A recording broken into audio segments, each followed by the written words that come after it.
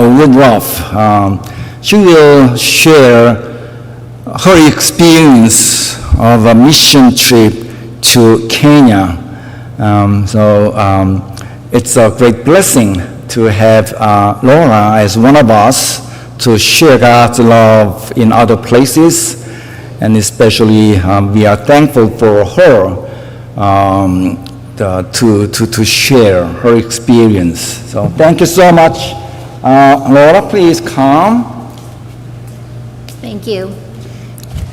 So we're going to pray that I have all my words today.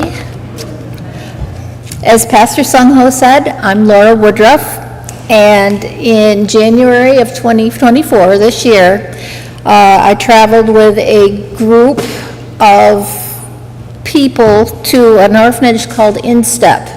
It's kind of outside of Kitale, Kenya. So we traveled out in January.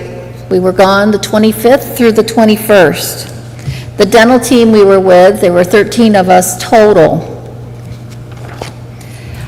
The Instep is supported by a group called Rahima for Kids.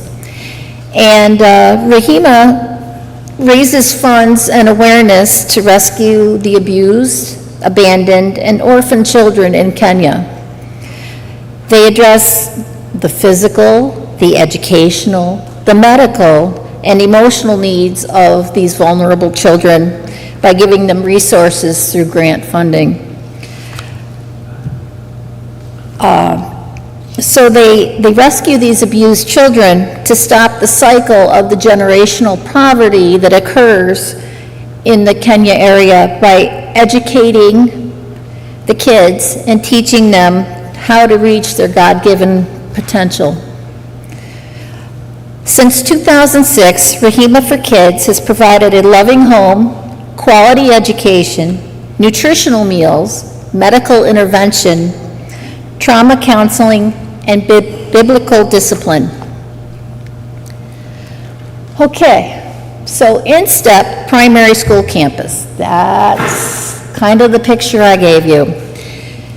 Instep, as I mentioned before, is an orphanage near Kitale, Kenya. It was started by, as we call them, Mama Carla and Baba Jeff. Now, Carla and Jeff, they were in Kenya doing a water-type activity because in Kenya, there's water that's kind of hard to get to. So they completed their mission there doing that, and they were wondering, well, what do we do now? Do we go home to Washington State, where they're from, or do we continue to stay here and provide? And as they were kind of working through this process, somebody, while walking through a cornfield, found a baby and brought them to Carla and Jeff. And then soon after, 2 more children were brought to them. And so they decided that maybe this was their calling, to go and help these children. So Instep now, started by Mama Carla and Baba Jeff, consists of the children's home, a primary and junior high school, a medical clinic, and a special needs center to help these children heal and thrive.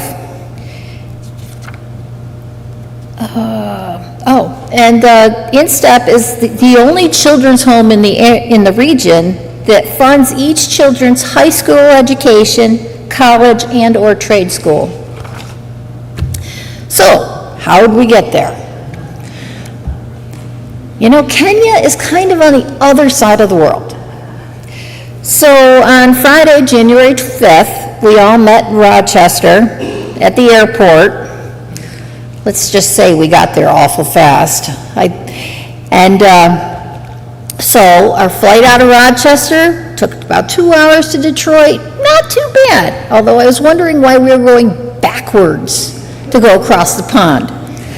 We had a layover in Detroit for about 4.5 hours, and then from Detroit to Paris.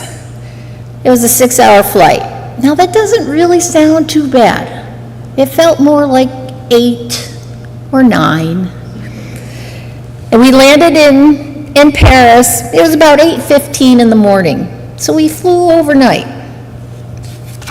We were in Paris for less than 2 hours, deplaning and running to the next gate. Thus, Fred Flintstone, who has already left. So from Paris to Nairobi, that was about a 9.5-hour flight. Now that one felt a little bit longer yet. So in this flight, they had these really cool things where they would like black out the windows. No little shades, you blacked out the windows. But you could hit a button and light up the windows. So I napped, and then I'm like, well, I want to see outside. Meanwhile, everyone else in the plane has the windows dark. So I've got Noelle next to me, my daughter, digging me, saying, stop doing that. But I had to look out anyway. And I looked out, and I'm like, what are those? I'm so high in the sky, there are mountains under us. What are those?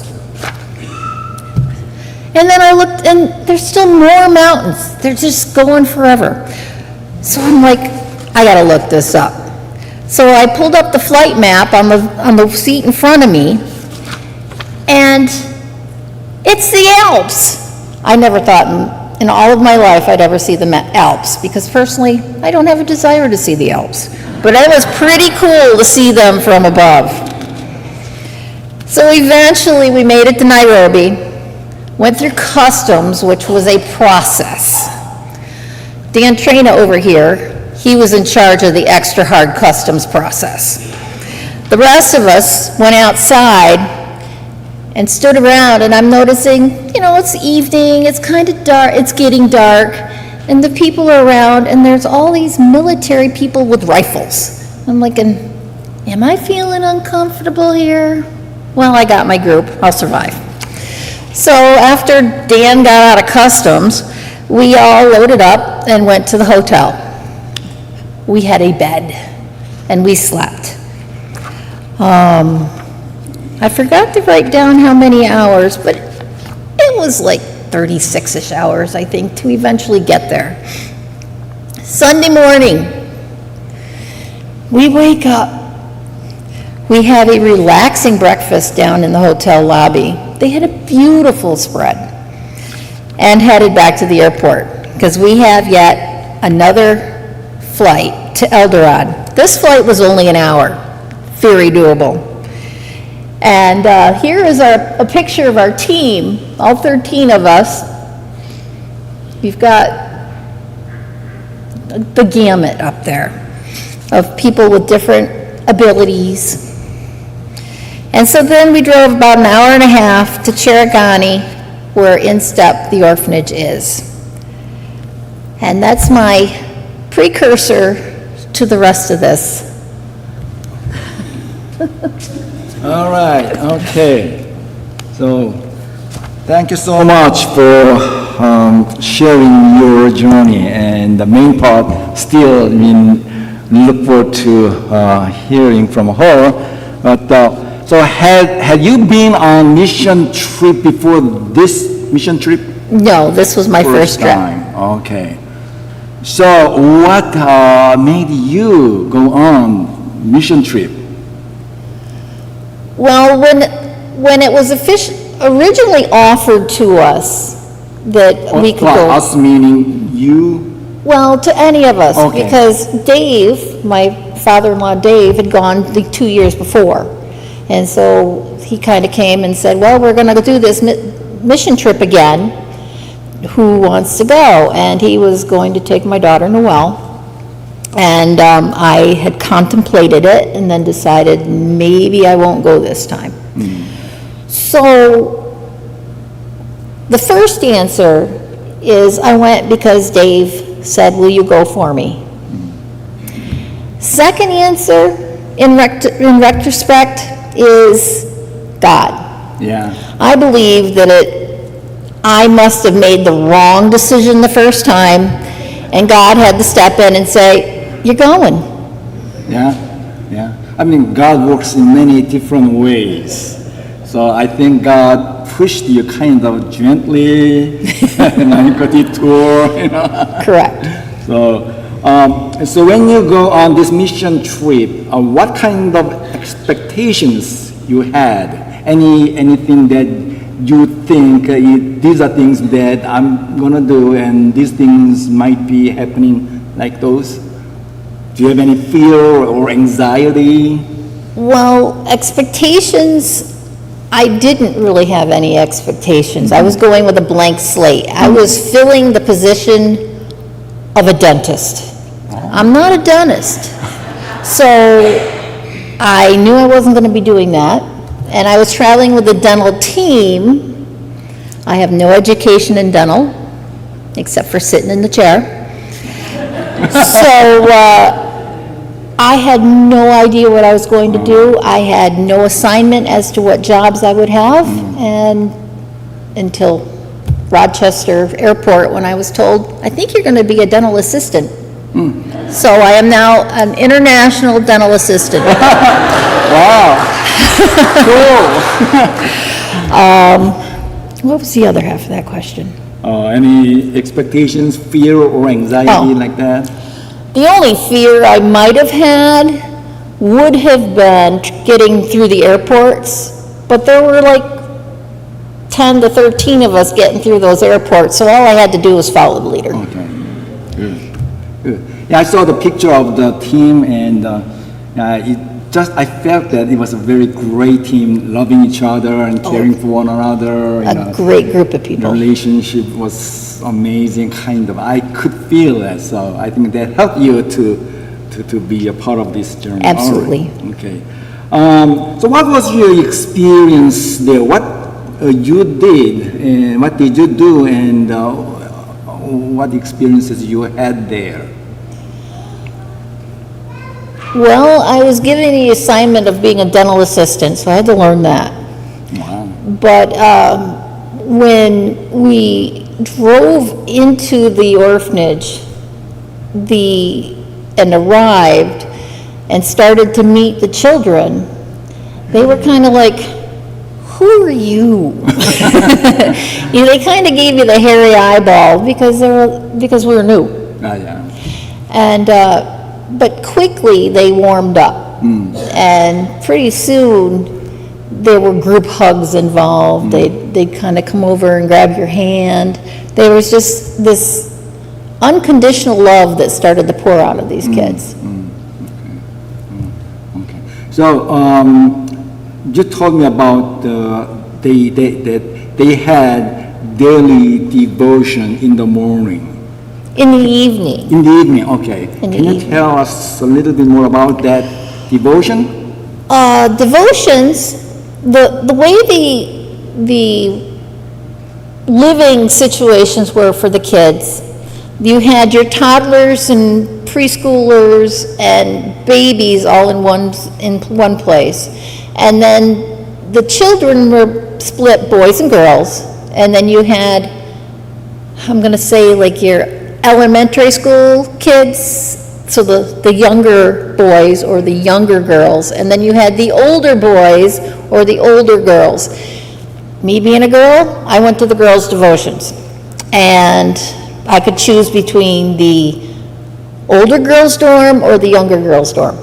And so when we walked into the dorm, there was a central gathering area with tables and chairs, and everybody would sit in a big circle, and there was one or two children that led the devotions. And so they'd sit down and they'd flip through their Bible and they'd pick a verse or several verses, and they'd read these verses and then maybe share something, and then they'd say, well, let's sing this song or let's sing that song. And then they'd turn to a couple of people and say, will you share something with us? And so those children might say they're thankful for this, or maybe they'll say a verse that's important to them, or maybe they'd say, I'd like to sing a song. And so we'd sing. So there would be 5 or 6 sharings, usually we got pulled into that pretty quickly. They wanted to hear from us. And so devotions would last maybe half hour. Wow. But it was pretty cool. And then after devotions, that dorm group that we were with would walk us back across campus to where we were staying at the medical building. So the devotions were all led by children, not guided by adults. They were led by the kids. Yeah, amazing. That's amazing. All right. So what was your learning experience? For example, when I went on mission trip, I felt like I was going there to give. But what really happens in the mission field is that I do receive more from them than I give to them. And it is just an awesome experience of God present in the lives they've been together. So what was your experience, and what have you learned there? My experience, I would just say that these kids, they appreciated everything that you did. They appreciated you being there. They appreciated your touch. They just sucked up the hugs. Actually, they gave more hugs than we could give. The unconditional love that these kids had, their pure joy. Joy for living, just joy for being there. And these kids, they smiled all the time. They hugged all the time. They laughed all the time. And they had no idea that they didn't have. They were just happy to have what they had, and they were happy to have whatever was right there in front of them. Even though they didn't have much. Correct. That's awesome. Yeah. So, did you cry there? Did I cry there? Oh my goodness. I was pretty stoic through the whole thing until the night before we left.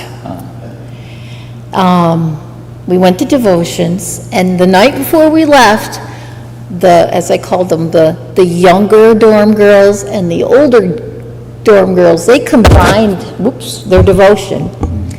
So we had a large group devotion.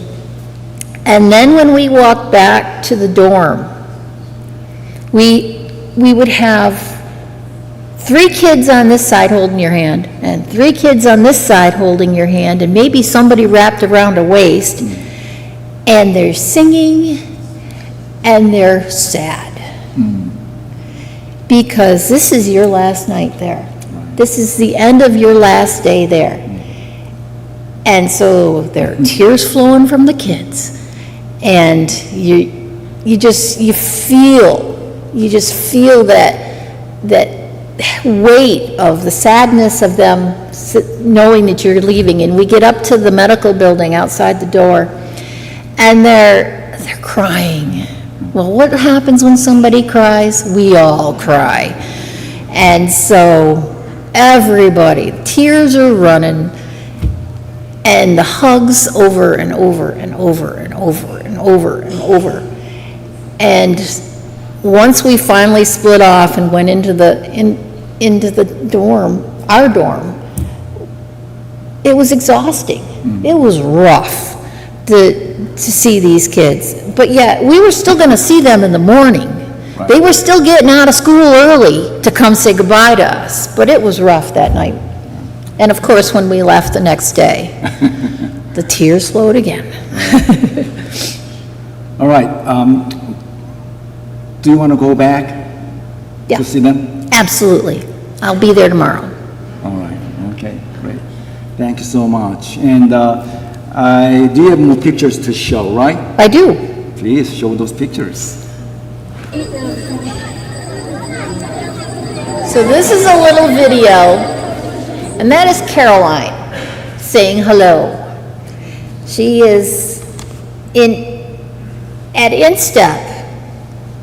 We don't have favorites, but Caroline is very special to me.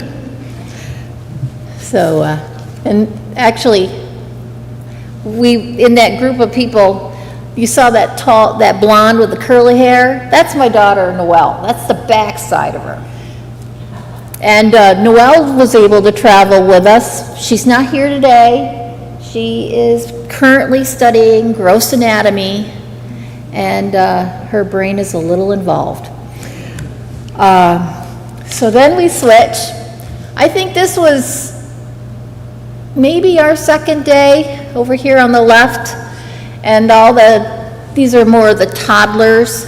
They've swarmed themselves around Noelle, and every time we'd walk into that room, it's just like, phew, these kids came right to you. On the right, we have some of the older girls that are going to be heading off to high school. And I don't know if they were just hanging around outside the clinic or if they were actually in charge of watching the cows. The Instep does have their own dairy cows. They graze them around so they don't have to mow the lawns. And they milk their cows. The cow's milk provides them with their own milk, and they sell the excess milk. On the left here we have Dan Trina. He is discussing the fundamentals of soccer. And I think that's an 8th grade class. On the right, that is baby Bianca. Bianca was, I believe, the last child that had come to them before we arrived. And there's quite the story behind Bianca. I think here she's about 9 months old, and she's tiny. When Bianca was, I think when she came to the orphanage, she was about 5 months old and weighed 4.4 pounds. She kind of had a rough start. She was 3 months premature. And her mother was a young mother, tried very hard to raise this child up. And the baby refused, not that she refused, but she wouldn't thrive. She just wasn't thriving. And so the mother took her to a medical clinic, signed her in, and when the nurse walked away, Mom left, and left this baby with the medical clinic because she couldn't take care of her. Mom had some medical issues she found out about. The baby had some big medical issues that Mom wouldn't be able to take care of. And so she was left, and basically Kenya Social Services called Instep and said, will you take this baby? They went to the hospital, watched the baby. She was just hanging on by strings to stay alive. And they're like, well, we can't do anything more than take her home and love her. So they did. And now she's thriving and growing and a happy little baby. Here's a picture of kind of the great room where the babies and toddlers hang out. And we happened in on nap time. Now, the wall behind, you can see that Jesus is holding up a baby. And then there's a mattresses pushed up against the wall, and there are lines of children on there. They're all napping, and then 2 of the little ones that weren't planning on napping that day are just sitting up in their little chairs. On the left, we have Dan Harrison. His little project for the kids for the week was to build cars. He has popsicle stick little cars with wheels and an electric battery. And on Sunday, this was a Sunday afternoon, I believe, they did little races. They took the cars out that everybody had made, and they put them down, and they raced them to see how far they'd go. Next, we have Noelle. There's my child, front and center. And she is holding Cheyenne. Now, I pulled this picture up, and I think it's adorable. And when I asked Noelle for the name of this child, she's like, oh, that's Cheyenne. she's a community kid. I'm like, community kid means that she's not a kid in the orphanage. She's a kid from the community. In step with their schools, they don't just teach their own children. If they have space in their classrooms, they will take community kids in and teach them also. So Cheyenne here doesn't live in Step. She comes to school in Step, and she took a fancy to Noel. Here's a picture of the dental team, the reason we were all there. So I'll introduce you a little bit. Top left, that is Gary Groves, then myself, Noel, Cindy Groves, Sue Lester, whom some of you may know, Kathy Harrison, whom some of you also may know, and then Kathy Van Buskirk, which more of you might know.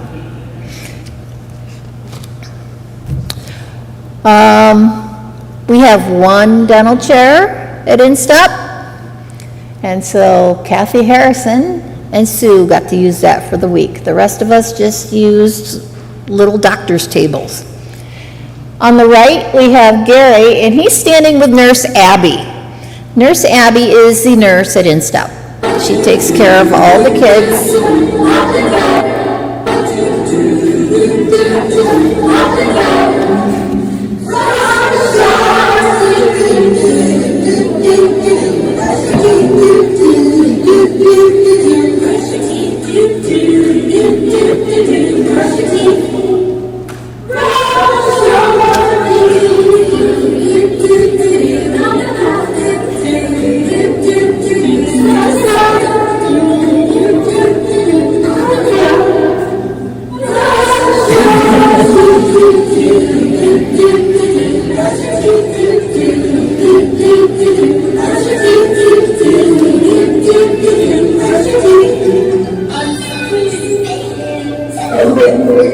So, while we were there, we did dental. On the left, that's Noel holding Simba. Simba was the handheld education about how to brush your teeth. But we also did a classroom time to teach dental hygiene. And we invited the kids, 1st through 8th grade, to come in. These guys are probably that 4th to 6th grade age. And I was asked to find a cool little video. And I'm going, dental is so boring. So I had to find something fun. So I hit YouTube. And I found Finny the Shark and the Brush Your Teeth song. And I thought it was a hit. So next, here's Noelle. She just landed on the swings. And we were the only ones there until the kids noticed that Noelle was sitting on the swings, and then the kids started coming. And here is a picture of devotions. One of the kids, the girl there in the plaid hat, that's Caroline, and she's preparing to start the devotions and waiting for us all to settle down. So we've already talked about devotions.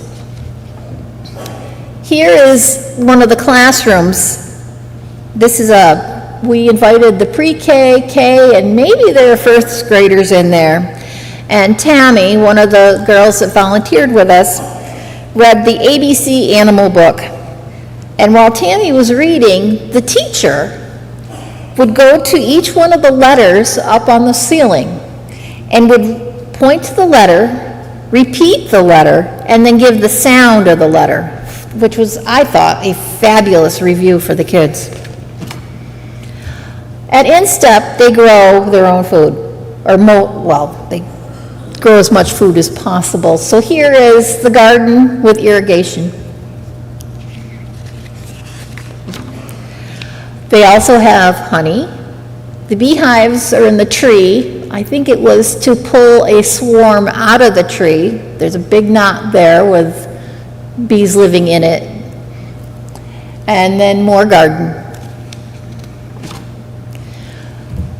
Here's a picture of the group of kids that would walk back with us after devotions, and all the hugs and smiles and laughter. And then while we were in Kenya, we celebrated 3 birthdays. Noel was the first birthday that arrived, so the cake came on Noel's birthday. So here is Dan Harrison, and we're singing happy birthday to Noel and Sue and Dean. On the left there, that's the picture of the medical clinic. So the clinic is all on the bottom with some storage.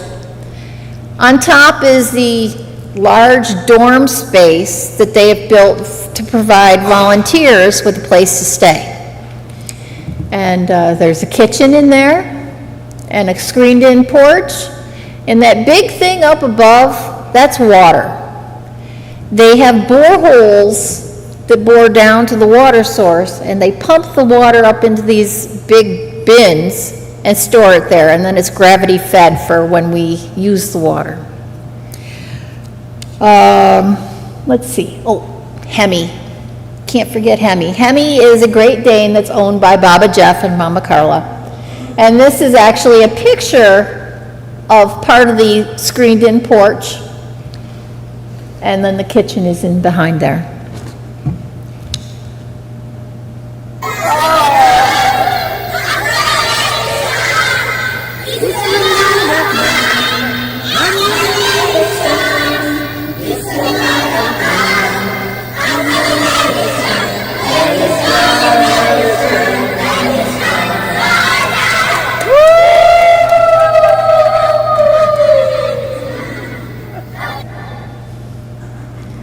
Okay, so one day coming back from devotions, I believe Tammy gave the girls some glow sticks. And so they were singing This Little Light of Mine, and this is them standing at the clinic singing away. And then our next one is the victory chant.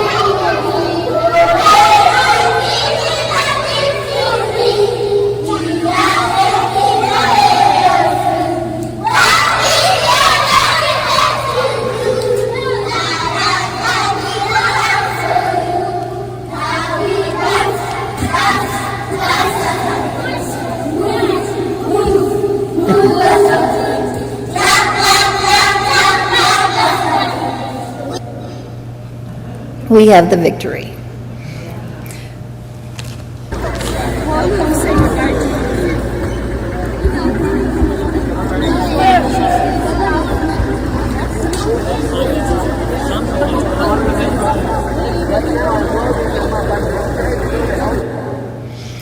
This is the morning we left.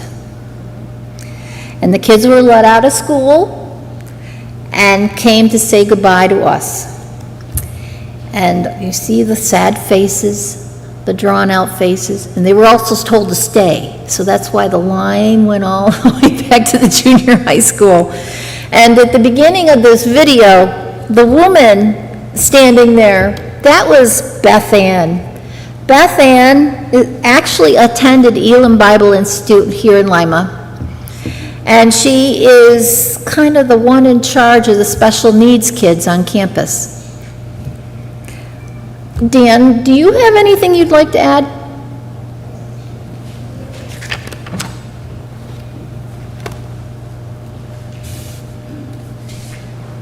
Good morning, I'm Daniel from the Pittsford Presbyterian Church, and I organized the trip. So I'm not a dentist, and I'm not a construction guy or a teacher, but my superpower is logistics. I get people to these trips, I do the schmoozing, I do the fundraising, I get people through customs, and because you never know what you're gonna do when you get there, I now teach soccer because that's what needed to be done.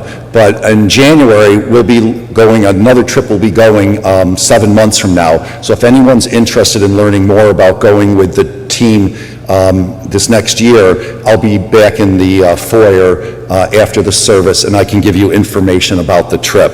But the only other thing is, the reason why we love to go there is, you know, it's a Christian country. It's actually, the children take religion first period throughout the country. They speak English, they're Christian, we feel safe there, and we know that we're doing great work. Jeff and Carla are raising the next generation of moral, ethical kids that hopefully break the cycle of bribery and all the different things that go on in third world countries. So I think these children are going to be the leaders of this country with a good Christian background, and that's why. So if you don't know what you're going to do and you want to go on the trip, we'll find something for you. So when you hear the closing song that Laura, I assume, picked, Here I Am, Lord, and the one line of it, I heard you calling in the night. So 2-3 days from now, if you heard God speaking to you at night and you want to join our trip, Dave or Laura know how to get in touch with me. So thank you. Thank you. Yeah.